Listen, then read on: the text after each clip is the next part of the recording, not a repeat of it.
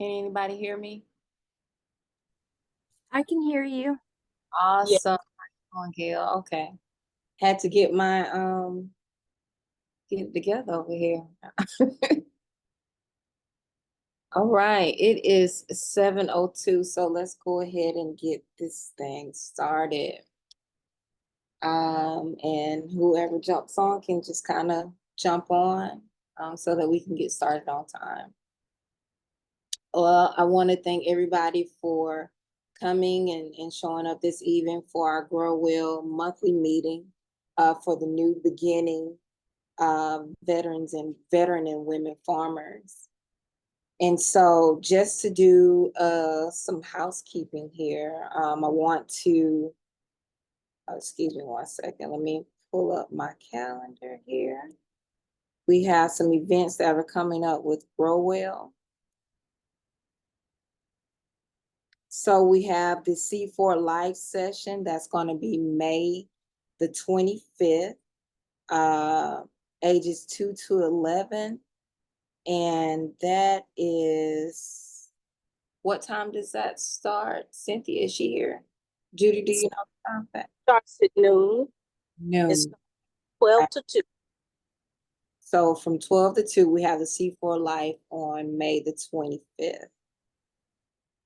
Oh, and there it is right below it. Okay, so we do meet here monthly at 7 p.m. You can always sign up for our meetings on the growwell aikencounty.net and get signed up. And you can also, if you need more information, we do have some resources that will be available online as well. And so are there any other notifications that I missed? No more announcements? Okay, so I just wanted to introduce our speaker, Gail Westcott. Gail Westcott is a South Carolina NRCS State Outreach Coordinator for Area 1. In this position, her primary objective is to identify and engage with historically underserved individuals and groups who are new to the NRCS and help them connect with their local NRCS Field Office. Prior to working for the NRCS, Gail was an outreach specialist for the University of Georgia Warnell School of Forestry and Natural Resources for 23 years. She holds a BS degree in forestry and wildlife management and a MS degree in environmental science, both from Stephen L. F. Augustine State University. When she is not working, Gail enjoys spending time with her family, visiting new places, baking, and reading. I want to show our gratitude and appreciation. I want to welcome up Miss Gail Westcott. If you could come up on video, and the floor is yours. Good evening. Thank you for the introduction and for the invitation to speak with Grow Well Aiken County this evening. If it's all right with you, I'm going to go ahead and share my screen for my presentation. Let me see if I can get that to come up. It's always fun trying to share screens. Let's see. Okay, so can everybody see that? Yes. Awesome. Okay, so what I'm going to cover tonight is an overview of NRCS programs that are available for producers in the state of South Carolina. And so just to tell you a little bit about the NRCS, a lot of people don't know who we are or what we do.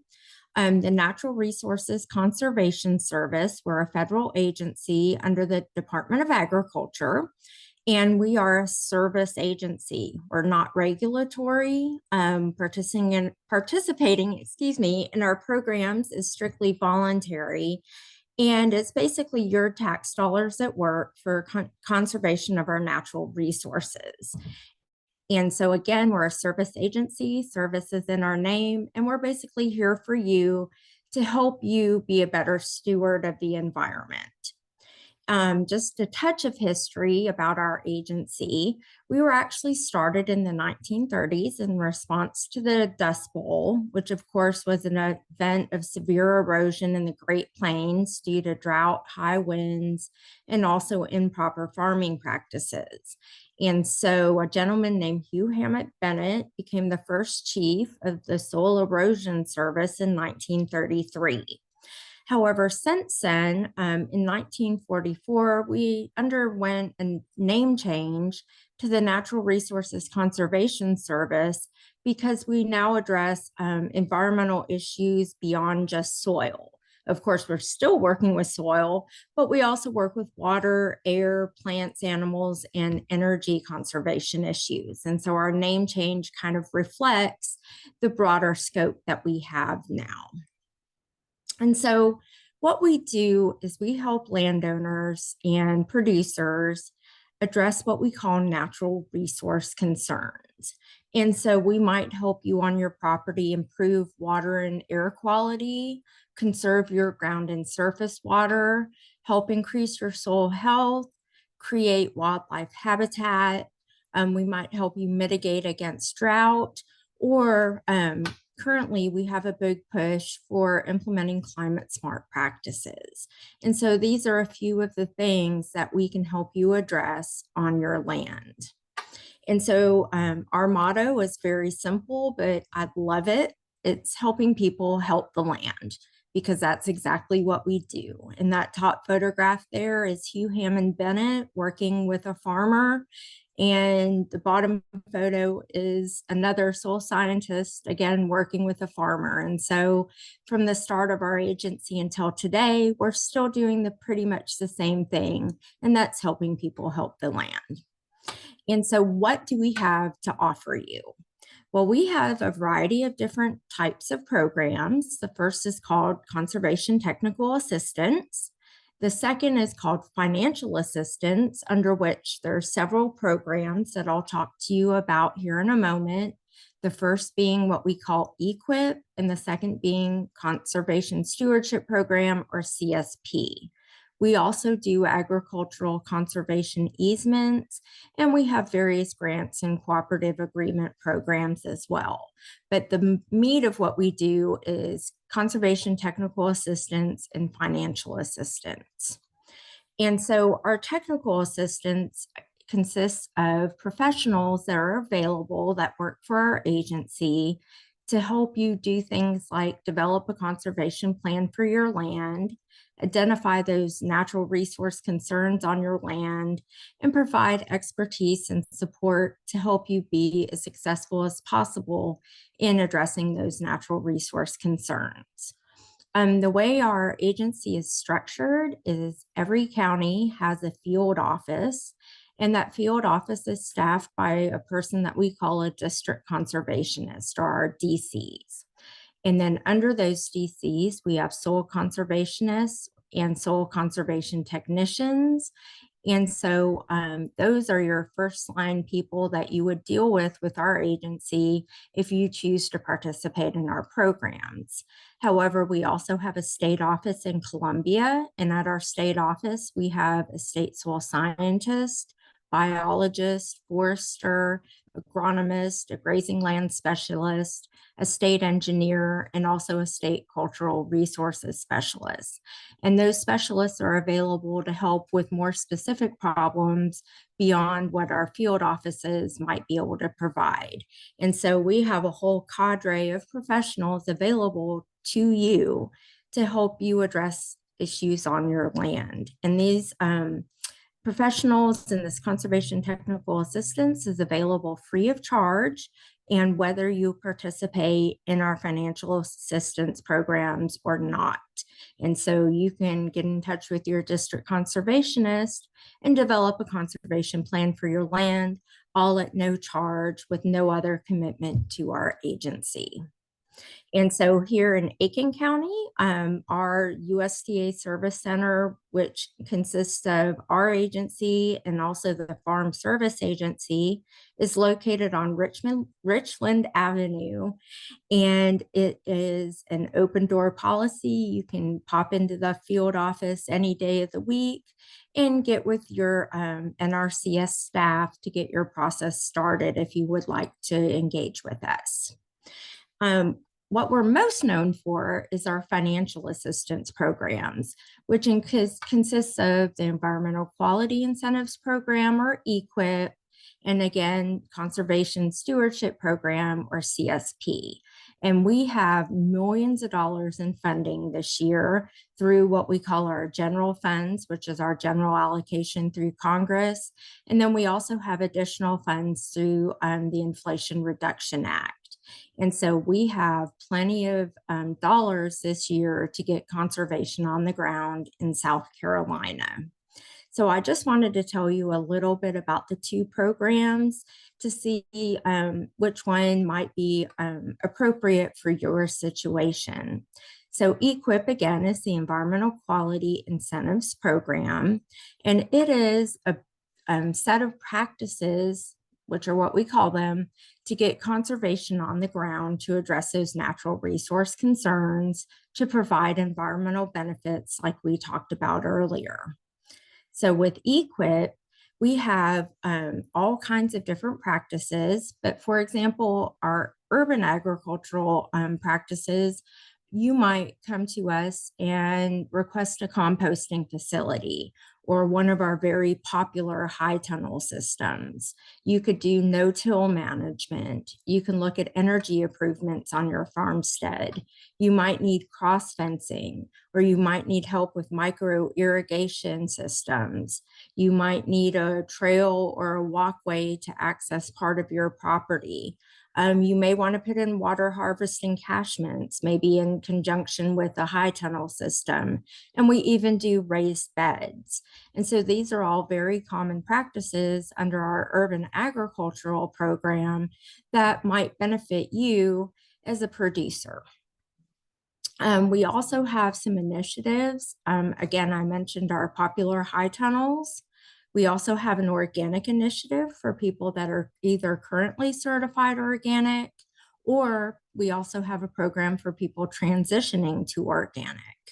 We also have some landscape conservation and energy initiatives, but I wanted to talk just a moment about our high tunnel initiative because again, that's one of our most popular urban programs.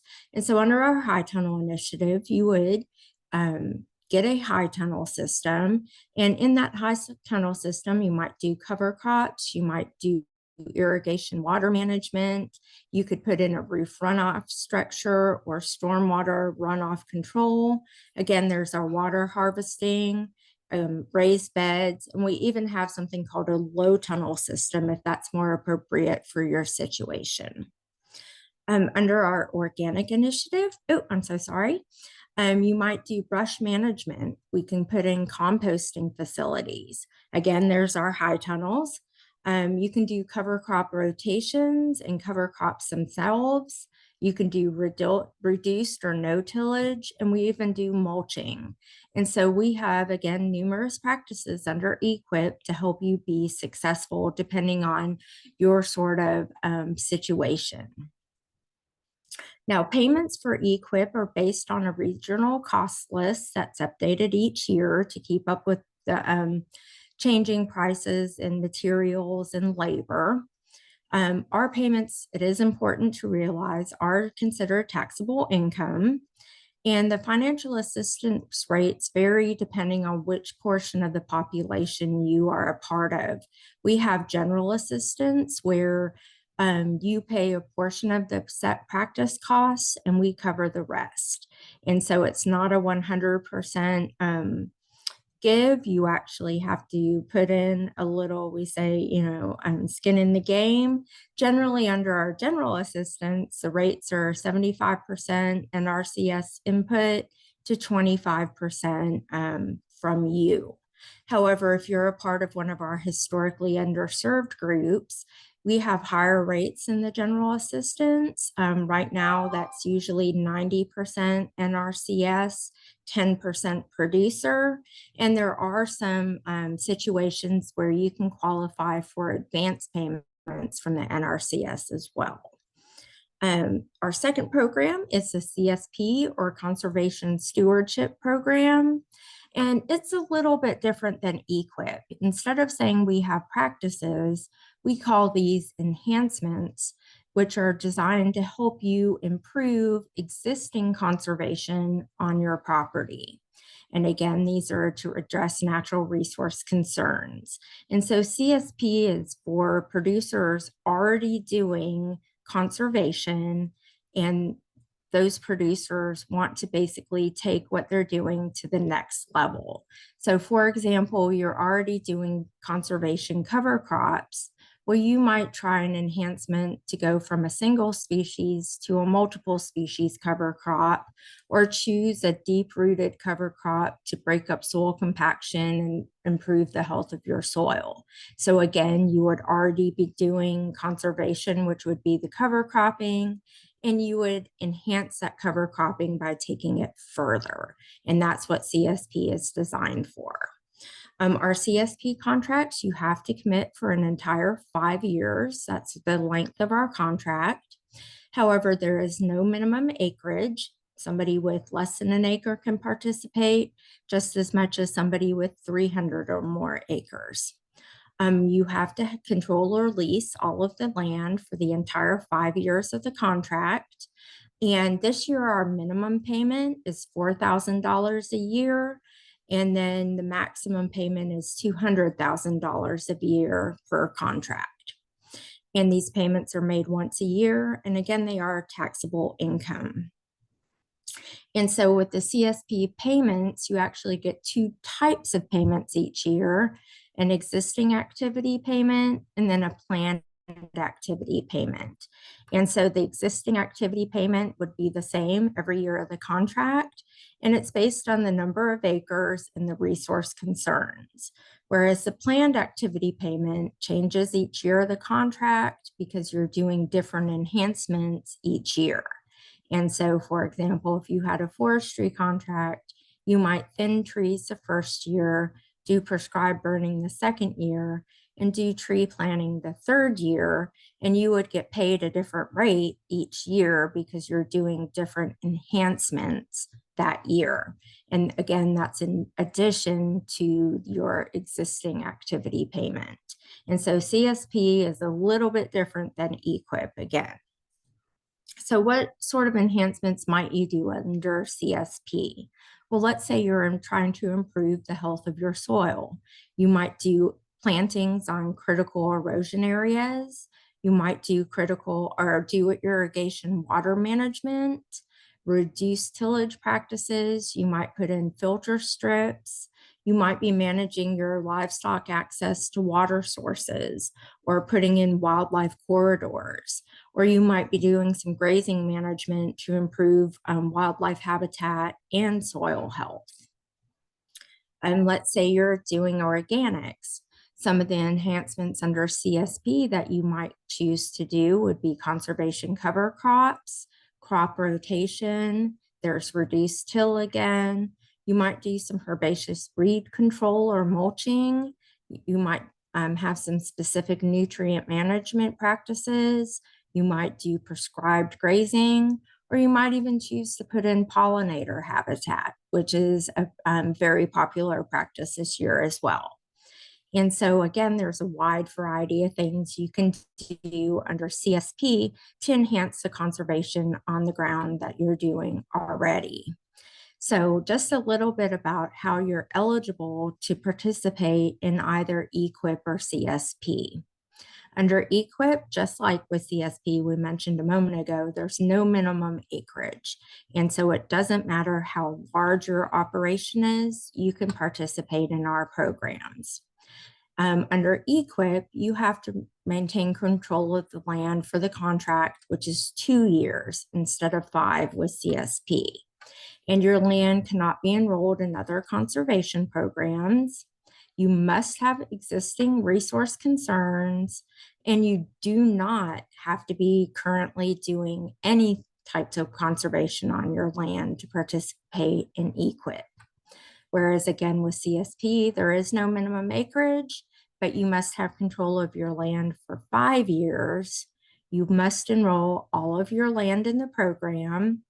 Again, you must have resource concerns, and you want to take conservation to the next level. And so depending on your situation, you may enroll in EQIP or you may enroll in CSP, or we even have producers that enroll in both programs, which is acceptable as well. And so just very quickly, how do you sign up for our programs? We have a process. And the first process is you have to go in and visit our sister agency, the Farm Service Agency, which is located in the same USDA service center as our offices. And what you do at the FSA is you establish your farm records, which means you have to get a farm and track number. You fill out some general customer data worksheets. You do something called a highly erodible land and wetland conservation determination form. And you do have to certify that you make less than $900,000 a year. Anything above that income is ineligible for our programs. And you have to be the owner or the operator of the land. And so you have to provide information on that. And so once you visit the FSA and fill out their paperwork, then you would pop on over to the NRCS office at the service center, and you would bring plats or maps of your property, your ownership deed or lease agreement, or if you're an entity, you might have entity documents. And then you would fill out a program application, which we accept any day of the year that our offices are open. Also, all of our payments are done through direct deposit. So you have to fill out a direct deposit form and bring a canceled check. And then under certain situations, you might have to do something called a concurrence form, but that's not 100% for everyone. And so basically you visit our office, you visit the FSA office, you fill out some paperwork because we are the government. We do have lots of paperwork. And then once you've applied for our program, the next step is planning, where your district conservationist or their field staff will visit your property and conduct what we call an on-site assessment. And during that on-site assessment, they'll help you develop a conservation plan to address the needs of the natural resource concerns on your property. And so whether you decide to sign up with EQIP or CSP, that conservation plan is going to help direct and guide what you do. And it's ultimately up to you what you do on your property. Our staff can help you develop that conservation plan and make recommendations, but you're in the driver's seat. Remember, we don't come in and tell you or dictate anything. You're the one that decides what's best for your property, and we help you achieve those goals. So then once you've applied for our program, we do something called ranking because we don't have enough money to fund 100% of the applications that we get every year. And so what we do is we, based on natural resource concern priorities, rank or give a grade to each application, which gives a score. And basically we fund the highest scoring application first and then go down the line until we run out of available funds. And so unfortunately, not every single application is able to be funded each cycle just based on the amount of money and the number of applications we get. But if yours is not funded this cycle, it can be deferred to the next cycle. And so you don't have to go through the entire process again. You just defer your current application. And again, under the Inflation Reduction Act, we do have additional funding pools. And so we have a good amount of funding for conservation this year. Again, billions of dollars were allocated under IRA for both EQIP and CSP nationwide. And we got about 20-something million dollars here in South Carolina for each of those programs this year. So if you are a historically underserved producer, whether that means you're a limited resource, a beginning farmer or rancher, which we define as somebody who's been farming or ranching for 10 years or less, you could be socially disadvantaged or a veteran. And so we have additional program benefits for those categories of historically underserved producers. And so that will actually help you get a higher priority of getting your application funded if you're one of these HU groups, or some people are actually more than one. You might be beginning, you might be socially disadvantaged, and you might be a veteran. And so you would qualify for additional funding benefits under those categories. So let's say you get your program or your application funded, then you have to implement.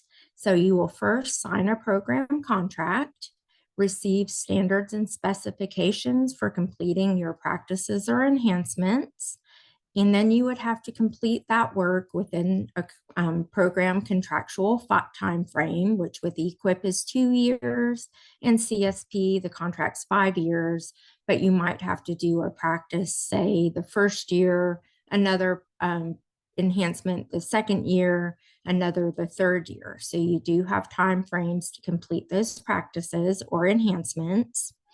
And then your work will be verified and inspected by our field office to make sure you did it to the standards that we require. And then once that process is over, you will receive payment for the work that you completed.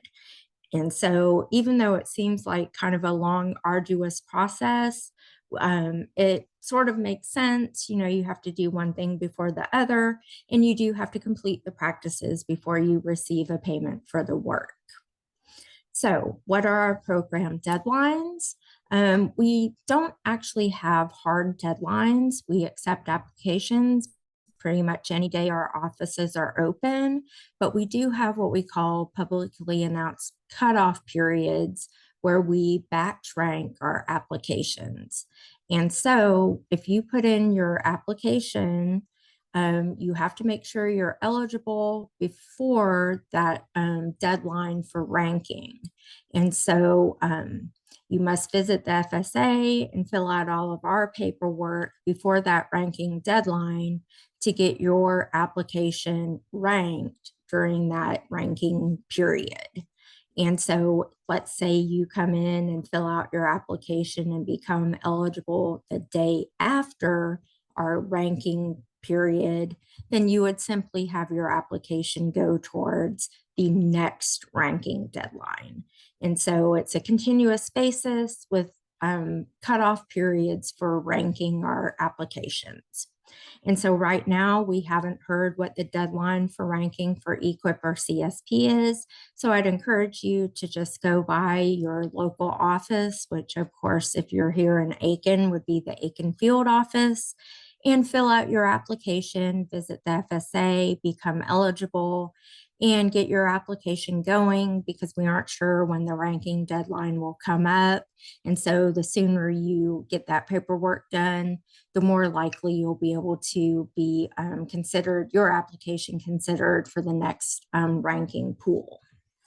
And so if you have any questions, there is a wonderful website called farmers.gov.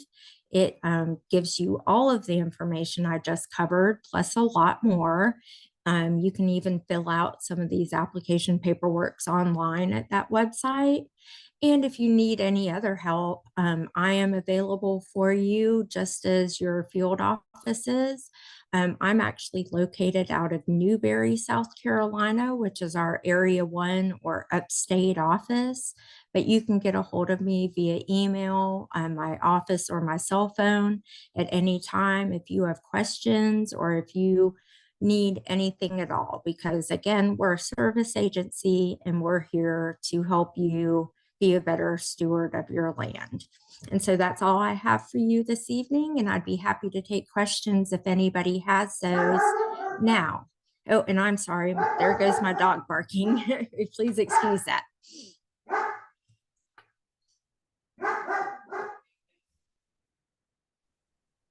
Gratitude for sharing. Awesome, awesome, Gail. Do we have any questions? All right. Well, no one has any questions. This is absolutely amazing, and you will be able to, this recording will be shown on the Grow Well Aiken County YouTube and the growwellaikencounty.net, our website as well. So that will Wonderful. be there.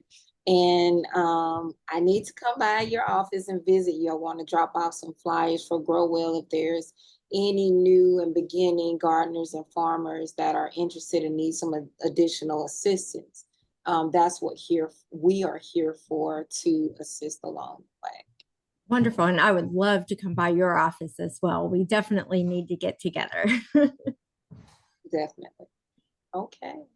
Well, I think that about wraps it up for this evening. We want to wish you a great evening. Gratitude again for taking time out to speak with us, Gail, and we will be doing great work together in the community. So we definitely look forward to it. And I look forward to it as well. Thank you so much for giving me the opportunity to speak with your members. I sure appreciate it. Gratitude. All right. Great. Good evening. Well, that will be all. Good night, everybody. Thank you. Good night. Good night.